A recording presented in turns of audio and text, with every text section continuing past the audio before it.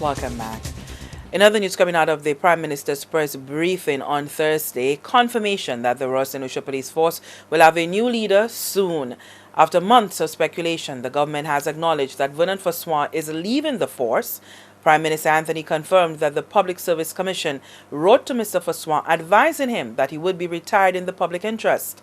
Vernon Faswan responded to the government indicating that he would exercise the option of retiring on his own accord. He qualified for early retirement because he had passed the qualifying period. And he asked the government of St. Lucia to consider an agreement with him to allow him to proceed on early retirement, consistent with the laws of the country.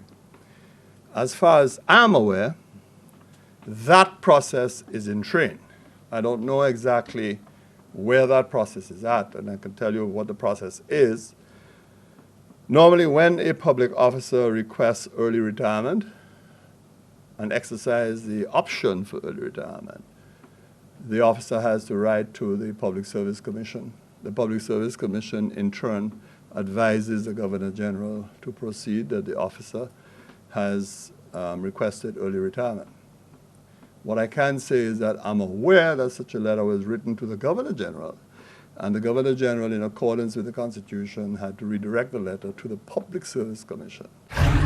The reason for retiring the top cop in the public interest remains shrouded in speculation.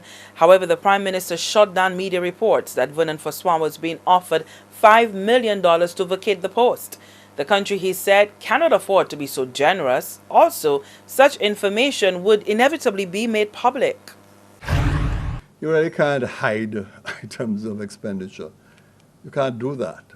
It either appears in your estimates one way or the other, but you have to make public exposure.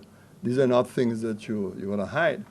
And so at the right time, when the process is completed, I'm certain that whatever the terms and conditions of agreement between the commissioner and the government to facilitate his retirement will be made public. But I want to assure you that $5 million is astronomical, and I am Minister of Finance and I can't recall that kind of figure at all.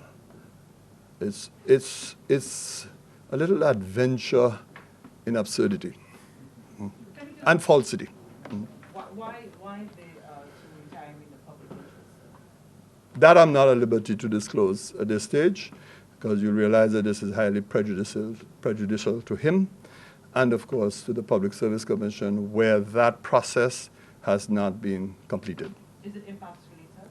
As I said, the process is not completed, and I will not enter into that domain at this stage.